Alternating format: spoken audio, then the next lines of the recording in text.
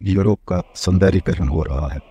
यूं तो वह पहले से ही बहुत सुंदर है, लेकिन अब उसे सुंदरतर बनाया जा रहा है। एकदम जन्नत, झकास। अग्नि की लपटें उसे पवित्र कर रही है। लाल पीली लपटें और धुओं की मोटी मोटी धार से आकाश भर उठा है। प्लेग्राउंड्स जल रहे हैं, बाजार मॉल जल रहे हैं, गाड़ियां बसें जल रही हैं, पानी में आग लगी है, पुस्तकालय जल रहा। सुना है वह फ्रांस का सबसे पुराना पुस्तकालय था। वहाँ लाखों किताबें रखी हुई थी। अब वह सब पुस्तकें स्वाहा हो चुकी हैं। उन सब किताबों को एक झटके में पढ़ लिया गया है और एक ही झटके में पूरी दुनिया को पढ़ा भी दिया गया है। ये एक ही सत्य है, एक ही पुस्तक है और एक ही पंथ है। या तो उसे मानो या फिर चलो। वैसे भी मृत्यु ही अंतिम सत्य है। फ्रांस के लोगों को अपनी धरती, भाषा और अपने कल्चर पर बहुत गर्व रहा है। बड़े बड़े महान लेखकों, चित्रकारों, मूर्तिकारों की धरती रही है फ्रांस। अब फ्रांस के लोगों को बता दिया गया है कि यह सब मिथ्या है। बड़े तप, श्रम, स्वेद और साधना से उसे गढ़ा गया है, तो एक ही झटके में उसे भस्म भी किया जा सकता है। और यह फ्रांस के साथ ही नहीं, लगभग पूरे यूरोप के साथ होने वाला है। झांकियाँ तो वहाँ पहले से दिखलाई जा रही है। प्रोग्रेसिव यूरोप, मानवाधिकार का पैरोकारी यूरोप, आधुनिक समतामूलक सेक्युलर यूरोप। दुनिया जब सो रही थी तब यूरोप का रेनेसांस हो चुका था। पुनर्जागरण, उसी पुनर्जागरण के घोड़े पर सवार होकर यूरोप सरपट भागा था। विज्ञान, कला और संस्कृति में प्रतिमान स्थापित किए और दुनिया पर चढ़ बैठा।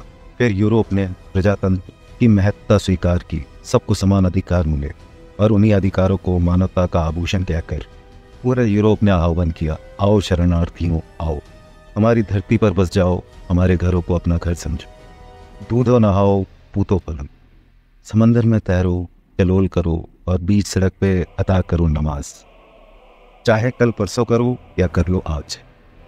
आओ मेरे प्रिय शरणार्थियों, आओ, तुम बहुत कष्ट में हो। आखिरकार वह आ गए। धीरे धीरे पसरने लगे यूरोप के छोटे छोटे देश, अतिथियों से भरने लगे। यह वह अतिथि थे जिन्हें कभी लौटना ही नहीं था। अतिथियों की भूख बढ़ने लगी। जीवन की आधारभूत आवश्यकताएं जब सरलता से पूरी होने लगी तब उन्होंने कहा, यह भी दो, वह भी दो। ब्रेड दिया है तो बटर भी तुम ही लगाओ।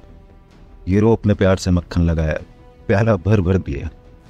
अतिथि घटाघट सटकने लगे, पर अतिथियों की सुधा अग्नि शांत ही कहाँ होती थी। फिर अतिथियों ने छीनना और दावा ठोकना शुरू किए। वह टिड्डों की तरह उड़ने लगे।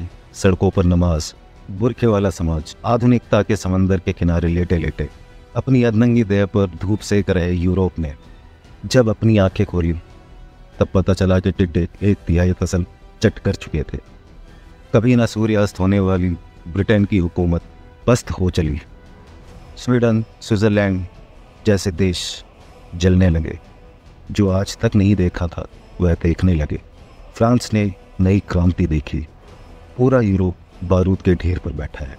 अब समानता और सेक्युलरिज्म नहीं चल सकता।